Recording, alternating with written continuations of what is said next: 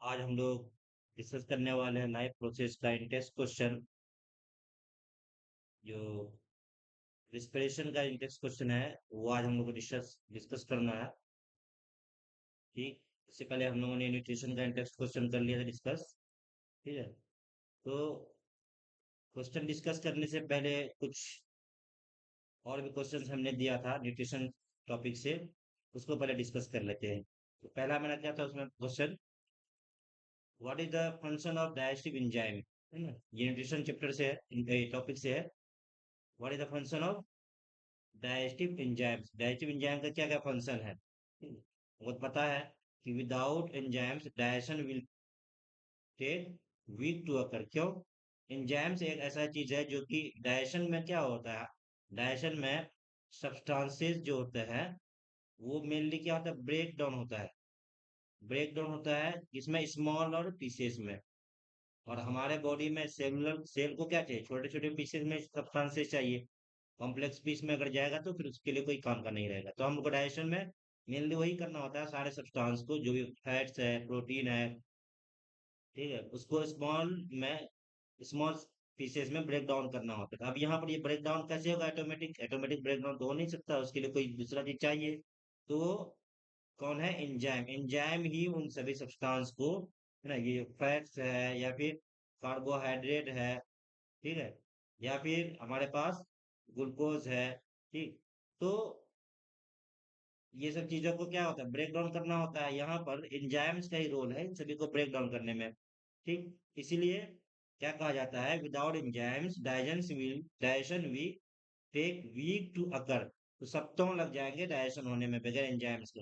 Our body will be unable to extract energy, मतलब अब उसको सप्ताहों लग जाएगा डाइजेशन प्रोसेस में। अब हमारा छोटा सा पेट हो, अब छोटा सा मेरा स्टोमक है, अब इसमें डाइजेशन होने के साथ वन एक बार खाए तो 1 वीक लग रहा है। अब सोचो हमारा बॉडी में बहुत सारा एनर्जी की जरूरत है। अब ये एनर्जी रिलीज करने में इसको 1 वीक लग रहा है, तो उसके बीच में क्या होगा, हम लोग को सरवाइव करना बहुत मुश्किल हो जाएगा, है ना। Our body will unable to extract energy fast enough to survive. Survive करने के लिए जितनी एनर्जी की जरूरत है उतना एनर्जी हम लोग को नहीं मिल पाएगा, इसलिए एंजाइम्स का होना बहुत ही जरूरी है। ठीक है।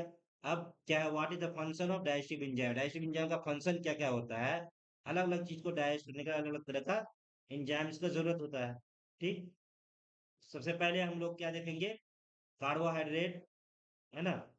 कार्बोहाइड्रेट को डाइजेस्ट करने के लिए क्या क्या चाहिए हमारे,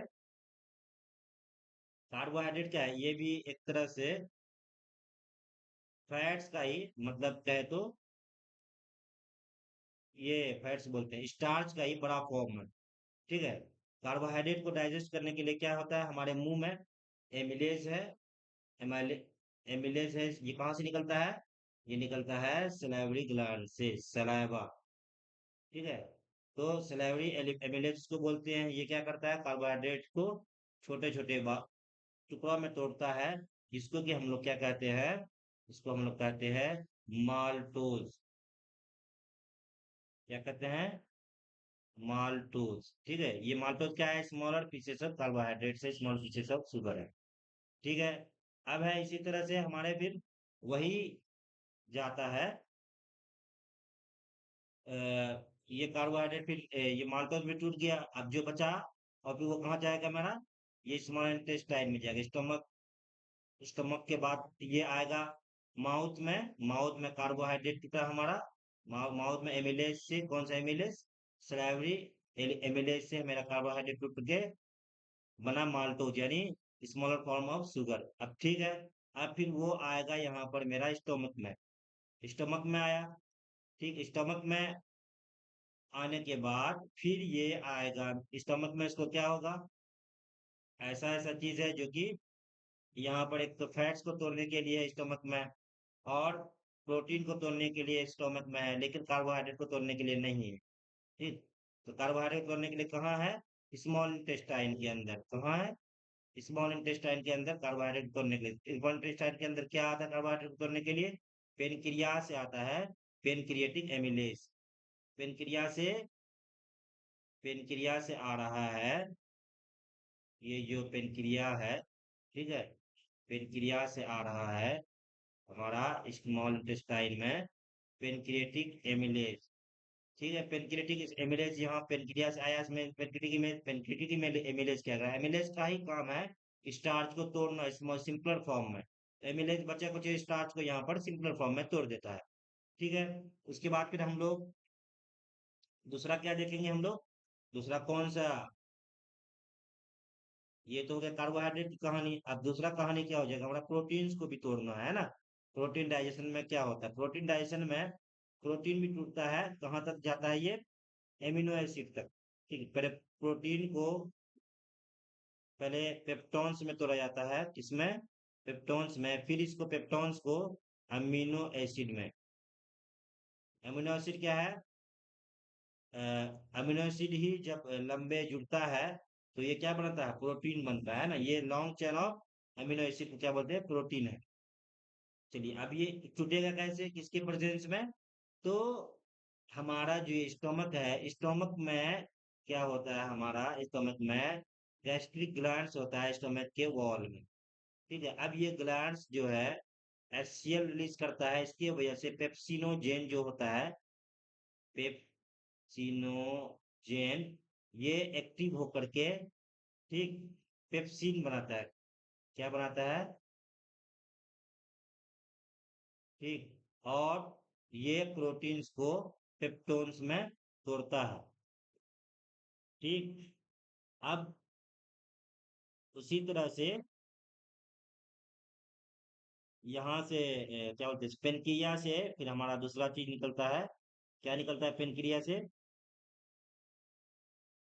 पेनक्रिया से हम लोग का निकलता है ट्रिप्सिन। ठीक। अब ट्रिप्सिन जो निकलेगा पेनक्रिया से, ये तो प्रोटीन, पेप्सिनोजेन प्रोटीन को किसमें तोड़ा? पेप्टोन्स में। ठीक है, पेप्टोन्स में तोड़ा। अब पेप्टोन्स जो आएगा कहाँ जाएगा? ये स्मॉल इंटेस्टाइन में जाएगा, है ना। स्मॉल इंटेस्टाइन में जाएगा। स्मॉल इंटेस्टाइन में पेप्टोन जाएगा।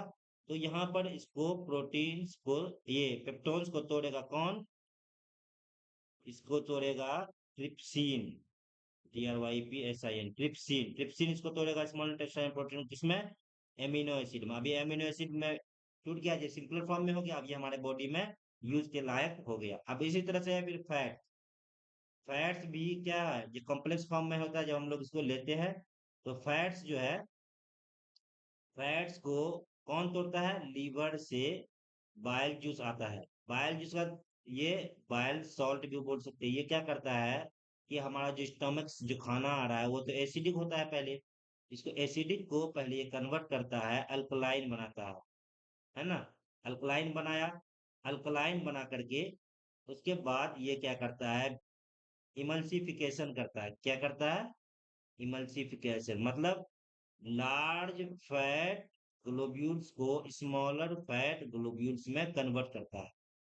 ठीक। तो ये हो गया किसका काम? बाइल जिसका काम हो गया। ठीक है। उसके बाद फिर पेनक्रियास से आता है, पेनक्रियास क्या आता है? Pancreatic lipase. लिपेज, लिपेज जो होता है, ये क्या करता है? ये इसको स्मॉलर फैट ग्लोब्यूल्स जो है, इसको फिर ये तोड़ता है फैटी एसिड में, प्लस इसमें ग्लाइसरॉल में। ग्लाइसरॉल, फैटी एसिड और ग्लाइसरॉल। अब ये क्या हो गया? सिंपल फॉर्म में आ गया। अब ये फिर हमारा बॉडी में एब्जॉर्प्शन के लिए तैयार है। अब हमारा स्टोमक, स्मॉल इंटेस्टाइन में ये एब्जॉर्ब होगा और इसी तरह से फिर ये क्या होगा? हमारा पूरे बॉडी में जाएगा। आइए देखते हैं इसका आंसर क्या है। ठीक। तो पहला हम लोग का जो हमने डिस्कस किया था, carbohydrate. Carbohydrates digestion, salivary amylase break down starch into maltose. ठीक है। In the mouth, maltose is smaller form of sugar. ये तो बात क्लियर हो गया। अब pancreatic amylase secreted in small intestine break down remaining starch. अब ये रिमेनिंग स्टार्च क्या करता है? उसको भी सिंपलर फॉर्म में ब्रेक डाउन कर देता है। ठीक है। अब है प्रोटीन डाइजेशन। प्रोटीन डाइजेशन तो protein is long chain of amino acid, वही बताए थे। Pepsin work in highly acidic medium and break down protein into smaller peptides. ठीक है, प्रोटीन को स्मॉल पेप्टाइड्स में बदलता है।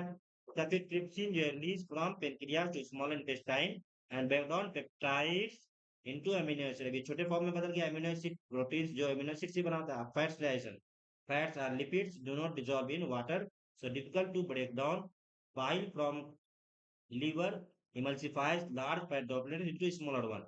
ठीक है, लीवर से जो बाइल्स आता है वो क्या करता है, इमल्सिफाई करता है, मतलब तोड़ता है लार्ज फैट ग्लोब्यूल्स को स्मॉलर फैट ग्लोब्यूल्स में। उसके बाद फिर पेनक्रिया से लिपेज आता है, लिपेज फिर इस स्मॉलर फैट ग्लोब्यूल्स को फैटी एसिड और ग्लाइसिरॉल में तोड़ता है। तो ये सब काम है इसका, डाइजेशन का।